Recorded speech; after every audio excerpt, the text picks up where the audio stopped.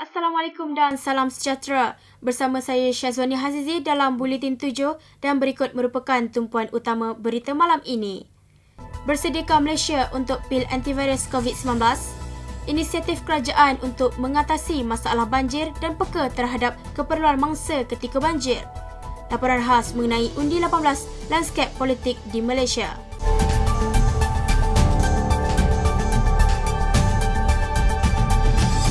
Pandemik COVID-19 telah bertukar status sebagai endemik, namun timbul pula persoalan baru sama ada rakyat perlu mendapatkan vaksin dos penggalak ataupun mengenakan pil antivirus COVID-19 untuk mengurangkan kadar kebolehjakitannya.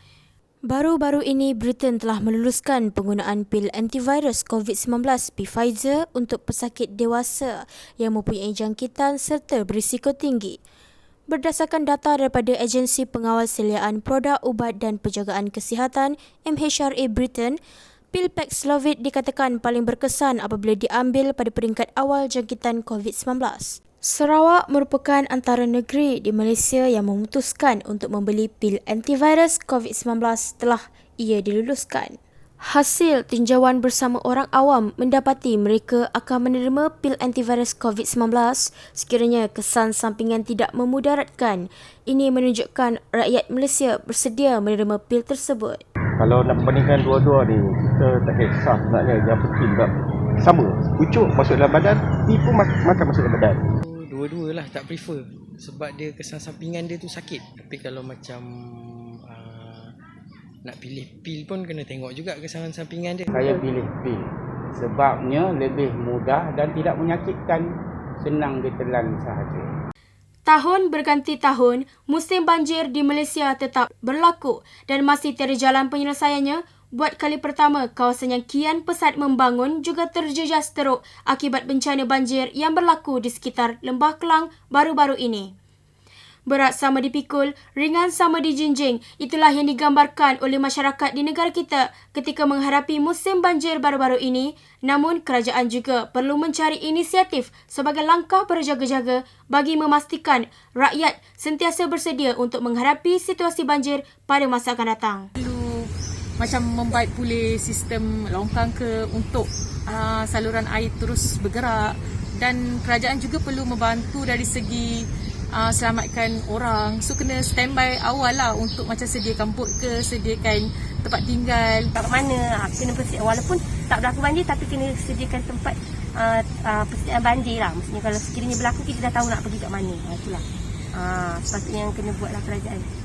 Pemutusan undi 18 telah pun dibuat. Namun, wajarkah belia yang berumur 18 tahun diberi peluang untuk mengundi pilihan raya umum nanti? Bukan mudah untuk memikat hati golongan pengundi berusia 18 tahun kerana sebahagian besar daripada mereka tidak berminat dengan isu politik.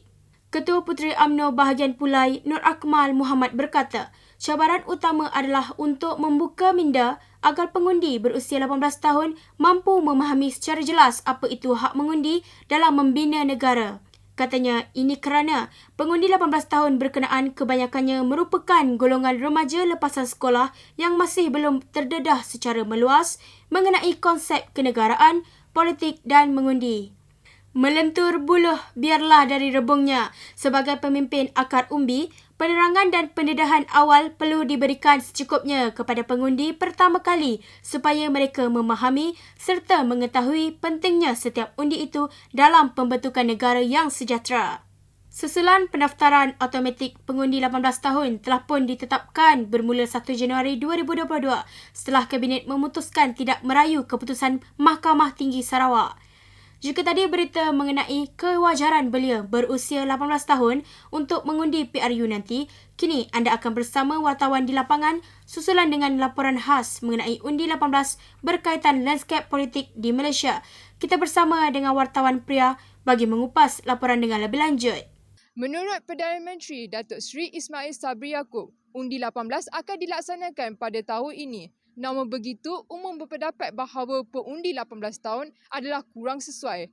Hal ini kerana mereka masih ragu-ragu dengan kematangan mereka sebagai pengundi lepasan sekolah. Saya pendapat pasal pilihan raya tu pada saya tak wajar lah. Sebab kebanyakan umur budak bawah 18 ni, diorang tak matang lagi. And pemikiran diorang pun setengahnya mungkin ada lah yang matang, tapi ada setengah yang tak matang juga. So diorang pun still sekolah lagi kan. Benda tu tidak wajar lah.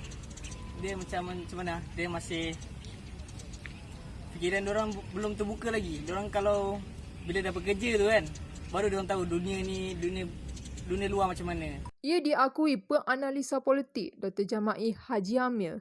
Katanya undi 18 tidak sesuai ekoran mereka masih di alam persekolahan pada usia tersebut. Kesan kepada politik negara adalah tiada kematangan yang ditunjukkan kerana pada usia 18 tahun, persefahaman dalam politik masih belum dipupuk dan pelajar lepasan sekolah juga tidak memahami keperluan parti politik. Jadi kadang-kadang pada usia 18 tu, dia masih lagi di alam sekolah. Iaitu mereka-mereka yang masuk tingkatan 6 bawah dan 6 atas. Jadi ini bermakna kesan dia kepada politik Malaysia tu kalau undi 18 tidak menunjukkan kematangan lah kepada suasana politik yang sebenar. Undi 18 bukan untuk memberi kesedaran politik, sebaliknya mempunyai agenda tertentu. Beliau berkata undi 18 dapat memberi kelebihan kepada pihak pembangkang iaitu Barisan Nasional. Selepas PRU ke-14 yang telah melihat undi 18 sebagai jendera kemenangan untuk PRU akan datang. Semasa menjadi pemerintah, mereka merasakan Barisan Nasional adalah parti yang kuat. Namun begitu, tanggapan tersebut telah berubah bagi memperkukuhkan kuasa mereka semula dalam politik negara. Pembangkang mendesak kerajaan sedia ada untuk merealisasikan undi 18 demi meraih undian daripada pelajar yang masih mentah dalam politik. Bila UMNO sudah tidak mempunyai kuasa, mereka menjadi pembangkang, barulah mereka nampak bahawa golongan muda ni sebenarnya lah yang menjadi faktor dalam menentukan kemenangan parti-parti politik yang bukan kerajaan. Dr. Jamai Haji Hamil turut berpendapat bahawa silibus pendidikan politik tidak akan dilaksanakan setelah Barisan Nasional memenangi PRU ke-15 nanti. Beliau mengatakan bahawa Barisan Nasional berkemungkinan menang besar dalam PRU ke-15 disebabkan undi 18 ini. Hal ini kerana anak muda yang mudah terpengaruh dengan janji manis seperti kempen, bantuan dan diskaun PTPTN yang tidak dapat ditunaikan oleh kerajaan sekarang ekoran ketidakstabilan dalam politik. Jika Barisan Nasional menjadi pemerintah semula, desakan silibus politik tidak akan dilayan. Ekoran bimbang parti politik lain mempengaruhi anak muda dengan bebas untuk menjatuhkan Barisan Nasional. Oleh itu, silibus terkini di sekolah hanya mendidik anak muda tentang kebaikan Barisan Nasional dan UMNO sahaja. Saya tak nampak kalau Barisan Nasional menjadi kerajaan nanti, lebih-lebih lagi apabila mereka sudah menang dengan majoriti yang luar biasa besar, mereka mungkin tak akan layan lah untuk adakan selebos-selebos seperti yang dirancang sekarang. Justru undi 18 didapati tidak menjamin masa depan yang baik untuk negara. Hal ini demikian kerana mereka masih tidak didedahkan dengan dunia politik yang sebenar. Pendedahan politik seharusnya dilakukan dengan melibatkan diri dalam aktiviti badan bukan kerajaan, NGO dan parti politik secara langsung atau tidak langsung. Walau bagaimanapun, sekolah tidak membenarkan pelajar untuk terlibat dalam politik. Ini menyebabkan anak muda suka belajar tentang politik dan mengundi mengikut pemahaman mereka sendiri. Sehubungan dengan itu, undian tersebut adalah tidak matang dan boleh mengancam masa depan politik negara. Dalam usia 18 ni, baru lepas sekolah. Jadi bila kita lepas sekolah, kita ni hanya terkongkong dalam selebus-selebus sekolah. Kerana pada usia sekolah tu kita tak dibenarkan untuk menyertai mana-mana parti politik. Maka dengan demikian, macam mana pemahaman tentang politik itu nak kita dapat oleh golongan usia 18 tadi? Ada pula setengah-setengah parti politik yang melihat bahawa undi 18 ini sebagai satu senjata yang pada mereka untuk memenangkan mereka lah. Pelibatan anak muda 18 tahun dalam perundian pilihan raya umum adalah aset kepada kemenangan Barisan Nasional. Buktinya, PRM Melaka menunjukkan bahawa Barisan Nasional meraih kemenangan besar dengan meraih 21 kerusi Dewan Negeri berbanding dengan semasa PRU ke-14 tahun 2018. Menurut Dr. Jamai, politik Malaysia kini mudah diramal. Apabila Barisan Nasional menang pada PRU ke-15, berkemungkinan mereka akan melakukan perkara yang tidak patut di mata masyarakat dan anak muda pada ketika itu akan menjatuhkan Barisan Nasional pada PRU ke-16 nanti. Pelaksanaan Undi 18 memberi warna dalam landskep politik di Malaysia. Namun begitu, keteguhan undian tersebut masih diragui. Priya melaporkan untuk TVT.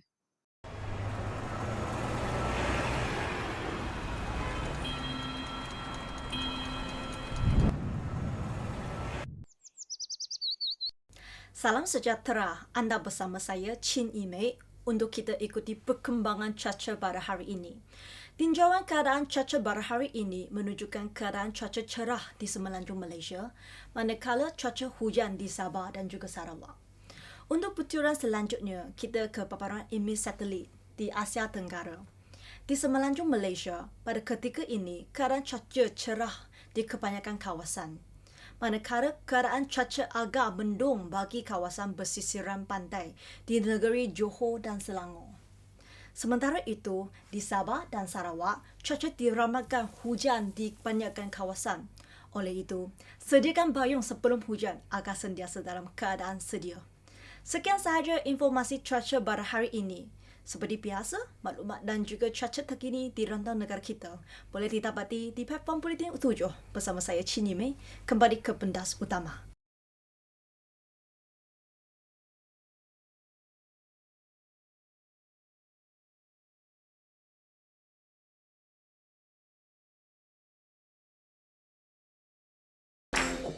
Terima kasih Chin Imei. Laporan sukan terkini. Hangat Sukan Olimpik baru sahaja reda. Kini Malaysia diwar-warkan akan menjadi tuan rumah Sukan SEA pada tahun 2027. Berikutan Brunei yang menarik diri daripada mengadakan tamasya demi tahunan tersebut. Perkara itu disahkan oleh Majlis Olimpik Malaysia MOM selepas Persekutuan Sukan Asia Tenggara CGF menerangkan tentang kemungkinan Malaysia menjadi tuan rumah Sukan SEA edisi ke-34 pada tahun 2027.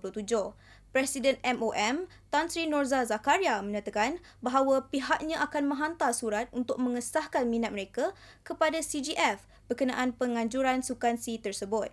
Kali terakhir Malaysia menjadi tuan rumah Sukan SEA ialah pada tahun 2017, di mana pasukan negara dinobatkan sebagai juara keseluruhan dengan meraih 145 pinggan emas. Beralih ke laporan sukan luar negara, Daizen Maeda, pemain bola sepak yang berasal dari Jepun, telah dipindahkan dari Yokohama F kepada Celtic sebagai pemain di posisi penyerang.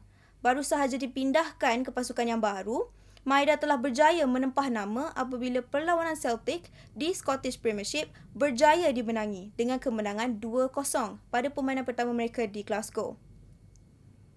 Pengurus Celtic Ange Postecoglou menyatakan bahawa perlawanan kali ini adalah perlawanan yang bagus berikutan prestasi klub Hibernian yang turut mempunyai pemain-pemain yang berdedikasi.